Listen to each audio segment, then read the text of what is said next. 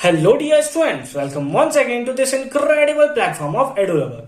Class 10th carbon and compound के 10 most important subjective type questions के साथ हम आ चुके हैं, जो कि आपके टर्म टू एग्जामिनेशन के लिए बहुत ही ज्यादा इंपॉर्टेंट है। इससे पहले हमने मैथ्स पे एक सीरीज बना रखा है इंपॉर्टेंट क्वेश्चंस का, जिसमें हमने हर एक चैप्टर का इंपॉर्टेंट क्वेश्चंस बना रखे हैं। अगर आपने अभी तक नहीं देखा है तो उसका लिंक मिलेगा आपको डिस्क्रिप्शन में। साथ ही साथ अगर आप इस वीडियो से related hand written PDF notes चाहते हैं तो उसका भी लिंक मिलेगा आपको टेलीग्राम पे, जिसका लिंक है डिस्क्रिप्शन में। तो फटाफट से एक बार डिस्क्रिप्शन को जरूर चेक कर लेंगे, जहां पे आपको बहुत सारे यूजफुल लिंक्स देखने को मिल जाएंगे।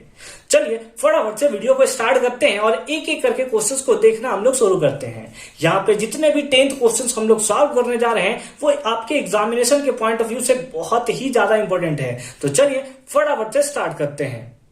तो सबसे पहला क्वेश्चन है, state two properties of carbon. Carbon की दो प्रॉपर्टीज का नाम बताना है which leads to a very large number of carbon compounds. इस टाइप्स के क्वेश्चन एग्जामिनेशन में बहुत आते हैं। दो प्रॉपर्टीज कौन सा है, एक है कैटेनेशन और दूसरा है टेट्रावैलेंसी। कैटेनेशन क्या होता है? कैटेनेशन ऐसा प्रॉपर्टीज है जिसमें कार्बन जो होता है वो कार्बन के साथ ही बॉन्ड बनाता है। कार्बन कार्बन सिंगल बॉन्ड बनाता है, डबल बॉन्ड बनाता है, ट्रिपल बॉन्ड बनाता है, यहां तक कि कार्बन कार्बन के साथ ज्वाइन होकर एक चेन का स्ट्रक्चर करता है। साथ ही साथ ब्रांच का भी फॉर्मेशन करता है। किसका फॉर्मेशन करता है? ब्रांच स्ट्रक्चर का भी फॉर्मेशन करता है। उसके साथ साथ साइक्लिक स्ट्रक्चर भी बनाता है और इस टाइप के कॉम्प्लेक्सेस का भी फॉर्मेशन करता है। तो यहां पे आप देख सकते हो कितना large amount of carbon compounds का फॉर्मेशन होता है। ठीक है, क्या सर कैटेनेशन प्रॉपर्टी केवल कार्बन के पास होता है? तो ऐसा नहीं है, केवल कार्बन के पास कैटेनेशन प्रॉपर्टी नहीं होता है, सिलिकॉन के पास भी होता है। लेकिन सिलिकॉन के पास उतना ज्यादा प्रॉपर्टीज नहीं होता जितना कार्बन के पास होता है। कार्बन के पास ना ह्यूज कैटेनेशन प्रॉपर्टी है, जिसके कारण ये ना हम लोग बोल सकते हैं लाखों में कंपाउंड्स का फॉर्मेशन करता है। ठीक है, और दूसरा है टेट्रावैलेंसी। टेट्रावैलेंसी क्या होता है? टेट्रावैलेंसी कहने का मतलब है जैसे कार्बन का अगर एटॉमिक नंबर देखें हम लोग 6 है, तो इसके आउटर मोस्ट ऑर्बिट में कितने इलेक्ट्रॉन, यहां पे हमने इसका इलेक्ट्रॉनिक कॉन्फ़िगरेशन लिख लिया है, तो आउटर मोस्ट ऑर्बिट में 4 इलेक्ट्रॉन। यानी अगर दूसरे सेंस में हम लोग बोल सकते हैं तो वैलेंस इलेक्ट्रॉन कितने हैं? 4 है। वैलेंस इलेक्ट्रॉन कितने हैं? 4 है। ठीक है, अब क्या करता है कि अगर ये 4 है तो ये क्या कर सकता है कि 4 अपने इलेक्ट्रॉन्स को या तो किसी को डोनेट कर सकता है या किसी से 4 गेन कर सकते हैं अपना नोबेल गैस कॉन्फ़िगरेशन स्टेबलाइज्ड करने के लिए। ठीक है, तो अगर ये 4 को लूज करेगा तो बहुत ज्यादा एनर्जी होगा, जो कि देना बहुत ज्यादा मुश्किल है। और अगर 4 जो है किसी से गेन करता है तो न्यूक्लियस को 8 इलेक्ट्रॉन बाइंड करना बहुत ज्यादा मुश्किल होगा। ठीक है, इसीलिए ये क्या करता है, शेयरिंग स्टार्ट कर देता है, और शेयरिंग के कारण जो बॉन्ड बनता है उसको हम लोग क्या बोलते हैं? उसको हम लोग प्यार से बोलते हैं कोवेलेंट बॉन्ड। क्या बोलते हैं? Covalent bond. ठीक है, तो कौन कौन सा प्रॉपर्टी है? एक कैटेनेशन है, दूसरा टेट्रावैलेंसी है। आई होप कि दोनों का मतलब आप बहुत अच्छे तरीके से समझ गए होंगे। हालांकि इसको वन शॉट में मैंने बहुत अच्छे से डेफिनेशन के फॉर्म में भी बता रखा है। ठीक है, फर्दर मूव करते हैं नेक्स्ट क्वेश्चन पे। क्वेश्चन नंबर 2 है, एक्सप्लेन आइसोमेरिज्म। आइसोमेरिज्म को डिफाइन करना है, draw the structure of possible isomers of butane. Butane का हमें बताना है स्ट्रक्चर ऑफ पॉसिबल आइसोमर्स के बारे में। ठीक है, उसके बारे में हमें ड्रॉ करना है। ठीक है, तो आइसोमेरिज्म से हर बार क्वेश्चन आते हैं, इसीलिए इस क्वेश्चन को आप बहुत अच्छे तरीके से देख लोगे। आप आइसोमेरिज्म ऑफ पेंटेन, हेक्सेन, ठीक है, उसके साथ साथ ब्यूटेन, ये सारा का सारा आप देख लोगे। हालांकि जो मैं आपको hand written PDF notes provide कर रहा हूं उसमें आपको पहले से आइसोमेरिज्म ऑफ ब्यूटेन मैंने वहां बनाकर रख दिया है, तो फटाफट से डाउनलोड कर लेना। लिंक डिस्क्रिप्शन में मिलेगा, साथ ही साथ कमेंट बॉक्स में भी मिल जाएगा। ठीक है, चलिए देखते हैं क्या है। आइसोमेरिज्म क्या होता है? एक फिनोमिनन है जिसमें एक कंपाउंड का सेम मॉलिक्यूलर फॉर्मूला होता है बट डिफरेंट स्ट्रक्चर होता है। अलग अलग स्ट्रक्चर हमें देखने को मिलता है। हमसे पूछा था कि आइसोमर्स ऑफ ब्यूटेन बताइए। ब्यूटेन का फॉर्मूला क्या होता है? C4H10। तो एक तो होता है नॉर्मल ब्यूटेन, आप काउंट कर सकते हो 1 2 3 4 कार्बन है, और हाइड्रोजन 1 2 3 4 5 6 7 8 9 10 है ना, 10 हाइड्रोजन है। ठीक है, इन ब्यूटेन। और एक इस टाइप से आपको देखने को मिलेगा स्ट्रक्चर, यहाँ 3 कार्बन है और एक ब्रांच में कार्बन है। यहाँ इसका नाम होगा 2 मिथाइल प्रोपेन। लेकिन अगर आप कार्बन काउंट करो 1 2 3 4 और हाइड्रोजन काउंट करो 1 2 3 4 5 6 7 8 9 10, यानी कि हमें अगेन फॉर्मूला जो है सेम देखने को मिल रहा है, बस स्ट्रक्चर हमें अलग अलग देखने को मिल रहा है। तो आई होप कि क्वेश्चन नंबर 2 आपको बहुत अच्छे तरीके से समझ में आया होगा। कभी कभी पूछ देता है एग्जामिनेशन में नंबर ऑफ आइसोमर्स, तो उसके लिए आप फॉर्मूला याद रखोगे, मास्टर ट्रिक याद रखोगे कि नंबर ऑफ आइसोमर्स कभी आपसे पूछ दे, नंबर ऑफ आइसोमर्स कभी आपसे पूछ दे, उसका फॉर्मूला होता है 2 to the power n minus 4 plus 1, 2 to the power n minus 4 plus 1। n किसको रिप्रेजेंट करेगा? तो n रिप्रेजेंट करेगा नंबर ऑफ कार्बन को। n किसको रिप्रेजेंट करेगा? नंबर ऑफ कार्बन को। ठीक है, नंबर ऑफ कार्बन को। जैसे इसमें अगर आप देखो तो नंबर ऑफ कार्बन कितना है? 4। यहां पुट कर रखे देख सकते हो 2 to the power 4 minus 4 0। किसी का पावर 0 हो तो वैल्यू 1 होता है। 1 plus 1 2। तो आप देख सकते हो एक और एक 2 स्ट्रक्चर आपका बना हुआ है। उसी टाइप से आप मेरे को बताओगे कि number of isomers of hexane, formula क्या होता है? C6H14। इसका नंबर ऑफ आइसोमर्स आप हमें कमेंट सेक्शन में बताओगे। ठीक है, ठीक है, अच्छी बात है। फर्दर मूव करते हैं एक नए इंपॉर्टेंट क्वेश्चन, यानी कि क्वेश्चन नंबर 3 के ऊपर। नेक्स्ट है question number 3, state the characteristics of isomers. अब आइसोमर्स से क्वेश्चन है तो कैरेक्टरिस्टिक्स भी उसका पूछ सकता है। चलिए 4 कैरेक्टरिस्टिक्स हम लोग देखते हैं। पहला, they possess same molecular formula but different structural formula. ये हमने इसका डेफिनेशन में भी देख रखा है। They differ in melting and boiling point. उन लोग दोनों का मेल्टिंग और बॉइलिंग पॉइंट कैसा होगा? अलग अलग होगा। मतलब क्या हुआ? इससे पहले हमने देखा है, ये था हमारा क्या नॉर्मल ब्यूटेन, और ये था हमारा, ये था 2 मिथाइल प्रोपेन, है ना, 2 मिथाइल प्रोपेन। ये दोनों का हमने देखा था कि स्ट्रक्चर भले ही अलग अलग है लेकिन फॉर्मूला सेम है। इसीलिए इसका जो मेल्टिंग पॉइंट होगा कुछ और होगा, इसका मेल्टिंग पॉइंट या यूं बोले तो बॉइलिंग पॉइंट जो है दोनों अलग अलग हमें देखने को मिलेगा। ठीक है, तीसरा प्रॉपर्टीज है कि isomerism occurs only when the hydrocarbon contain 4 और मोर देन 4 कार्बन एटम। यानी कि जो आइसोमरिज्म स्टार्ट होता है वो 4 कार्बन से स्टार्ट होता है। अगर आपके पास 3 कार्बन है, 1 2 3 कार्बन है, तो इस केस में आइसोमरिज्म पॉसिबल नहीं होगा। क्यों नहीं होगा? क्योंकि यहाँ पे ब्रांचिंग नहीं होता, और अगर ब्रांचिंग नहीं होगा तो आइसोमरिज्म बिल्कुल भी पॉसिबल नहीं है। ठीक है, फोर्थ प्रॉपर्टीज क्या होता है? इन आइसोमरिज्म द 2 और more different compounds can be represented with the same molecular formula.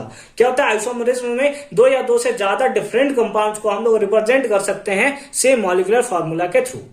ठीक है, तो आई होप कि क्वेश्चन नंबर 3 भी आपको बहुत अच्छे तरीके से समझ में आया होगा। ठीक है, नेक्स्ट क्वेश्चन में फर्दर मूव करते हैं, that is question number 4। Question number 4 में है what is meant by homologous series. अब ये ना होमोलोगस सीरीज वाला जो क्वेश्चन का ना वेटेज बढ़ जाता है जिस टाइप से टर्म 2 में सिलेबस को रिड्यूस किया गया है ना, तो इसमें होमोलोगस सीरीज या फिर आपका आइसोमर्स वाला क्वेश्चन है, उसका प्रोबेबिलिटी बहुत ज्यादा बढ़ जाता है कि यहां से क्वेश्चन आपके बनेंगे। ठीक है, क्या दिया है? What is meant by homologous series of the organic compound, rights it's example. Homologous series क्या होता है? It is the sequence of compound with the same functional group और द सिमिलर केमिकल प्रॉपर्टीज। इसमें क्या होता है? सिमिलर केमिकल प्रॉपर्टीज हमें देखने को मिलता है। ठीक है, डिफरेंट हम लोग बोल सकते हैं फिजिकल प्रॉपर्टी। फिजिकल प्रॉपर्टीज अलग अलग होता है लेकिन केमिकल प्रॉपर्टी जो होता है वो सिमिलर होता है। ये जो होता है डिफर करता है CH2 से। किससे डिफर करता है? मतलब CH2 का गैप होगा, और अगर मास में देखें तो 14 यूनिट मास का गैप हमें देखने को मिलेगा।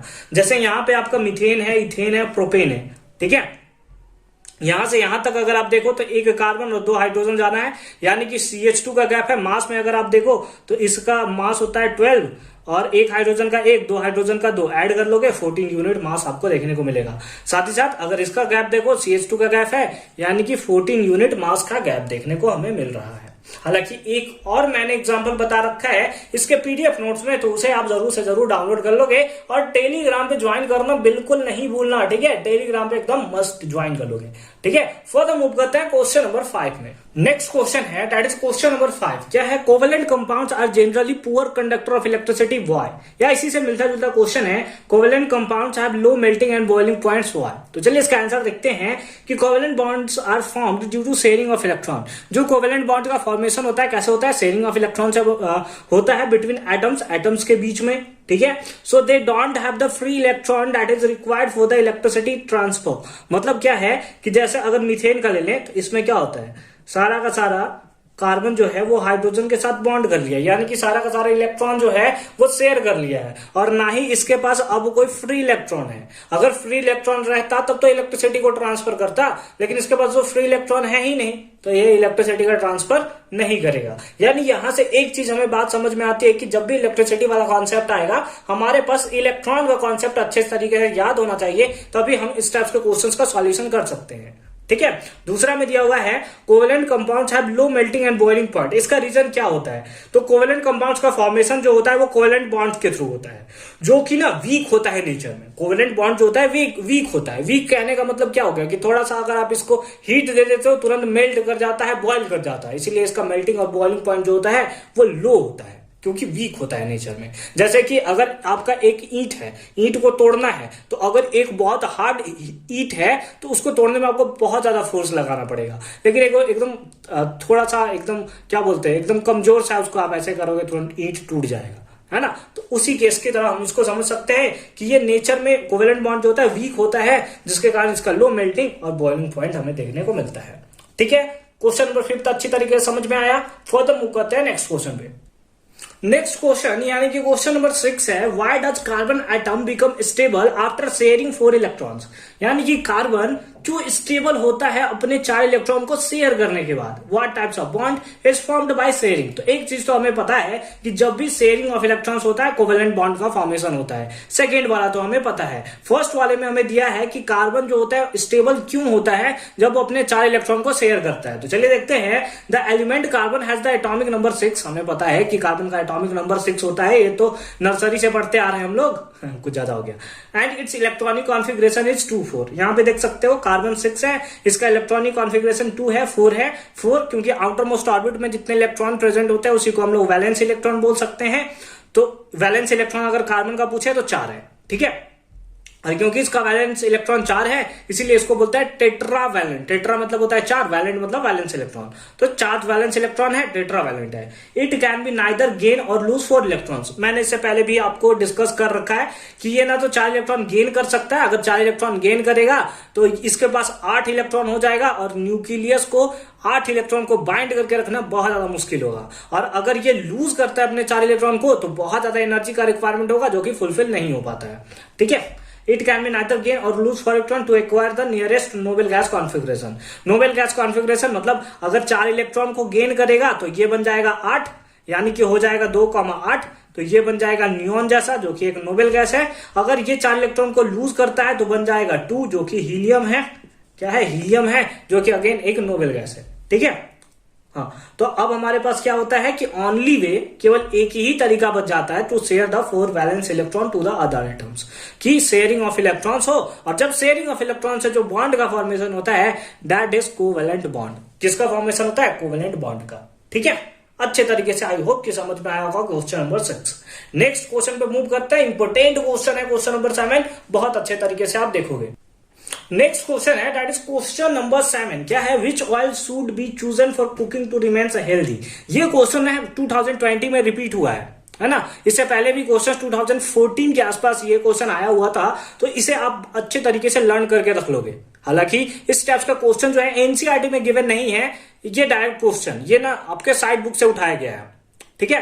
लेकिन फिर भी इसे आप बहुत अच्छे तरीके से रखोगे क्योंकि आप जो है ना कुछ चीजों में फंसे रहोगे और ये ना ऑयल से आ जाएगा और आपको लगेगा कि ये क्वेश्चन जो है वो किस चैप्टर का है। तो ये है कार्बन कंपाउंड का ही, लेकिन आपको लगेगा उस टाइम आपसे याद ही नहीं आएगा ये कौन से चैप्टर है यार, हम तो पढ़े ही नहीं है।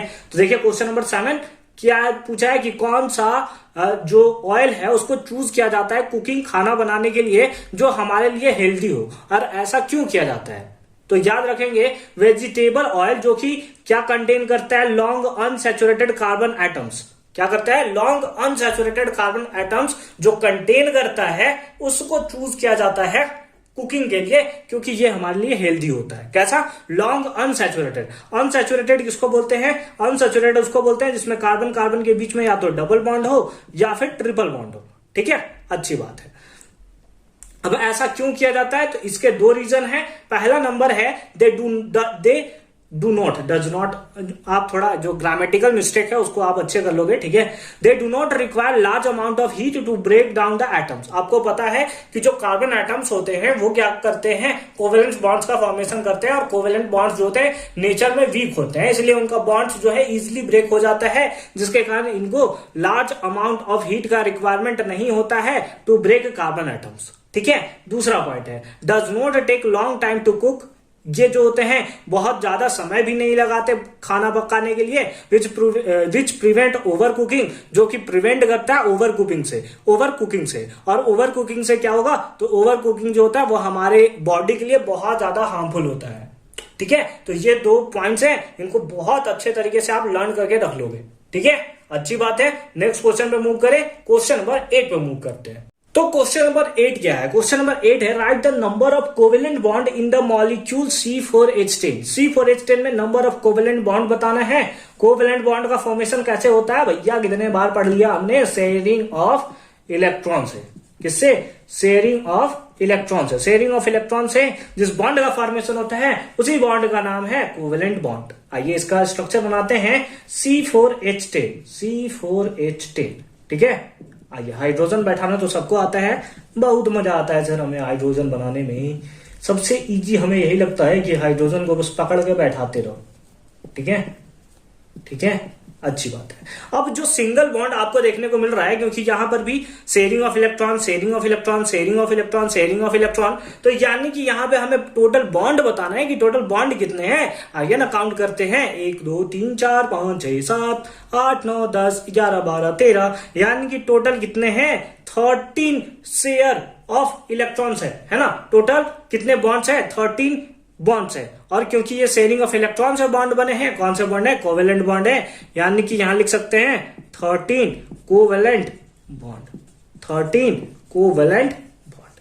ठीक है, ठीक है, आ गया समझ, आ गया समझ। आई होप कि क्वेश्चन नंबर 8 आपको बहुत अच्छे तरीके से समझ में आया होगा। फर्दर मूव करते हैं क्वेश्चन नंबर 9 में।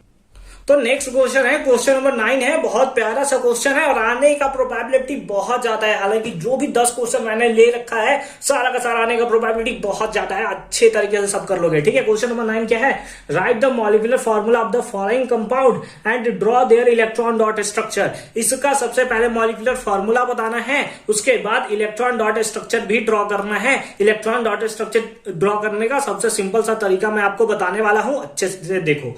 ठीक है, इथेन, इथेन का फॉर्मूला क्या होता है, इथेन एन है, यानी कि सिंगल बॉन्ड है, 2 कार्बन के बीच में सिंगल बॉन्ड, 2 कार्बन के बीच में सिंगल बॉन्ड है। ठीक है, अच्छी बात है। तो यहां पे हम लोग हाइड्रोजन बैठा सकते हैं क्या, बिल्कुल बैठा सकते हैं, 3 1 4, इधर 1 2 3 और 1 4। फॉर्मूला क्या हो जाएगा, फॉर्मूला हो जाएगा C2 और H है 6, C2H6। ये हो गया इसका क्या, मॉलिक्यूलर फॉर्मूला। अब हमसे पूछा इलेक्ट्रॉन डॉट स्ट्रक्चर भी ड्रॉ कीजिए, तो एक बार रफ में आप इसको जरूर ड्रॉ कर लोगे। ठीक है, एक बार रफ में आप इसे जरूर ड्रॉ कर लोगे। हालांकि हमसे डायरेक्ट मॉलिक्यूलर फॉर्मूला पूछा था, हम इसे लिख सकते थे, डायरेक्ट इसे लिख सकते थे, तो ये आपको ड्रॉ करना होगा रफ में। ठीक है, और इसके बेसिस पे अब सबसे पहले आप C और H को बनाओ। जैसे हमने बना लिया C, इधर बना लिया C, इधर H है, इधर भी H है, इधर भी H है, इधर भी H, H और H, इस टाइप से बना लिया हमने। ठीक है, ये सारा का सारा बॉन्ड छोड़कर सब बना लिया। अब हाइड्रोजन को हम लोग क्रॉस के थ्रू शो कर रहे हैं और कार्बन को डॉट के थ्रू। ठीक है, इलेक्ट्रॉन को, हाइड्रोजन के इलेक्ट्रॉन को क्रॉस के थ्रू और कार्बन के इलेक्ट्रॉन को डॉट के थ्रू, डॉट डॉट डॉट, इसको cross cross cross cross cross, फिर यहां डॉट डॉट डॉट, इसका कार्बन का डॉट, इसका कार्बन का डॉट। हो गया, हो गया। अब देखो यहां पे कैसे ड्रॉ होगा, 2 4 6 और 2 8, ये हमने गोला लगा लिया। फिर 2 4 6 और ये हो गया 2 8, ये गोला लगा लिया हमने। ठीक है, हाइड्रोजन है, इसको पकड़ के गोला लगा लीजिए। ये इधर, ये इधर, ये इधर,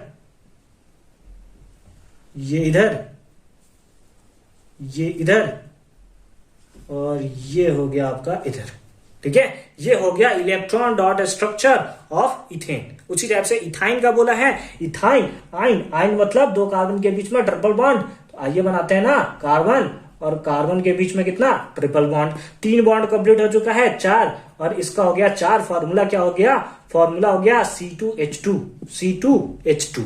ठीक है, इलेक्ट्रॉन डॉट स्ट्रक्चर भी इसका ड्रॉ करना है सर। आइए ना ड्रॉ करते हैं सर इलेक्ट्रॉन डॉट स्ट्रक्चर। कैसे होगा, कार्बन बना लिया, कार्बन बना लिया, हाइड्रोजन बना लिया, हाइड्रोजन बना लिया, इसके इलेक्ट्रॉन को क्रॉस के थ्रू और इसके इलेक्ट्रॉन को डॉट के थ्रू। 1 डॉट इधर और 1 2 3 डॉट इधर, 3 डॉट इधर और एक डॉट इधर।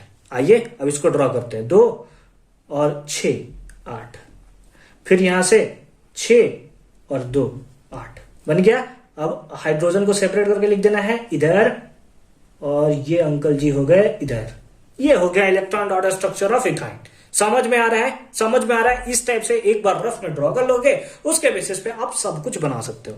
प्रोपीन इन है यानी कि डबल बॉन्ड है, 2 कार्बन के बीच में डबल, प्रॉप है तो 3 कार्बन, कहीं भी 3 कार्बन बना लो, 1 2 और 3, किसी भी बॉन्ड को डबल कर दो। लेट अस सपोज इसको हमने कर लिया डबल, ठीक है। हाइड्रोजन बैठा लेते हैं, 2 bond 3 bond 4 bond, 2 1 3 bond 1 4 bond, 1 bond 2 3 और 1 4 बॉन्ड, ठीक है। फॉर्मूला क्या हो गया? C3H6, है ना। काउंट कर लो कितना है, 1 2 3 4 5 6, ठीक है। ठीक है, अब आता है इसका बाद इलेक्ट्रॉन डॉट स्ट्रक्चर पे। कैसे बनाएंगे? सबसे पहले कार्बन को लिख लेते हैं, कार्बन कार्बन कार्बन, इधर है हाइड्रोजन, इधर है हाइड्रोजन, इधर है hydrogen hydrogen hydrogen and hydrogen, ठीक है। इसके इलेक्ट्रॉन को डॉट के थ्रू, डॉट डॉट, यहां डबल बॉन्ड है, डबल डॉट डबल डॉट, फिर इधर भी बॉन्ड है, dot dot dot dot dot dot, इसको cross cross cross cross cross and cross. अब हम लोग बना सकते हैं ना 2 4 और 4 8, ठीक है। 4 2 6 2 8, ठीक है। 2 4 6 और 2 8, ठीक है। अब हाइड्रोजन को सेपरेट करना है, कर दिया हमने बहुत कुछ कर दिया हमने। ये हो गया आपका electron dot structure of propene. तो इस टाइप से आप इलेक्ट्रॉन डॉट स्ट्रक्चर को ड्रॉ कर सकते हो। आई होप कि कोई भी कंफ्यूजन नहीं होगा कि कैसे इलेक्ट्रॉन डॉट स्ट्रक्चर को हम लोग ड्रॉ करते हैं, ठीक है। फर्दर मूव करें, नेक्स्ट क्वेश्चन पे मूव करते हैं। लास्ट क्वेश्चन देखते हैं, अगेन इंपॉर्टेंट क्वेश्चन, बहुत अच्छे तरीके से आप देखोगे।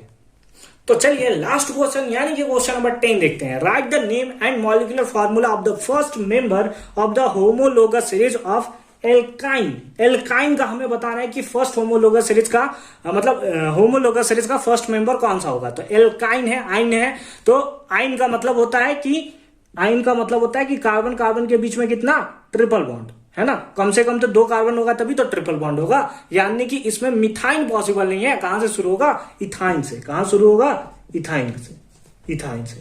जिसका फॉर्मूला क्या होता है? इसका फॉर्मूला होता है C2H2। क्या होता है? C2H2।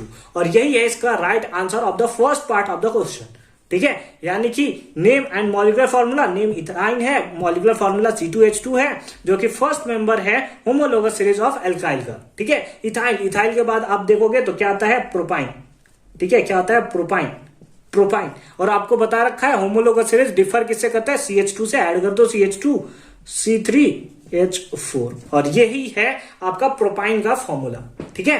तो आई होप कि ये पार्ट आपको अच्छे से समझ में आया होगा। फिर नेक्स्ट में दिया है also right the next homologous of each of the following. जैसे इसका हमें दिया हुआ है नेक्स्ट होमोलोगस बताना है C2H6 का।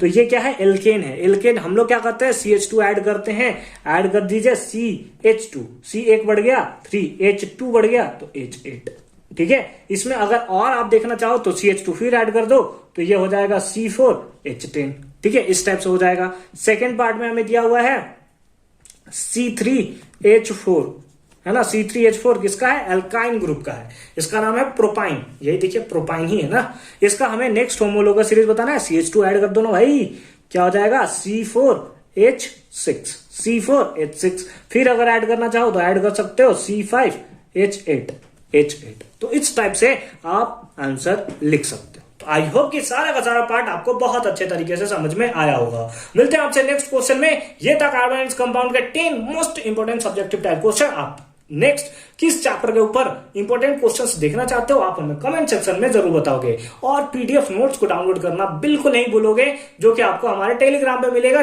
टेलीग्राम का लिंक है आपको डिस्क्रिप्शन में, ठीक है। मिलते हैं नेक्स्ट वीडियो में, तब तक के लिए बहुत अच्छे तरीके से पढ़ाई करते रहिए। All the very best for your future.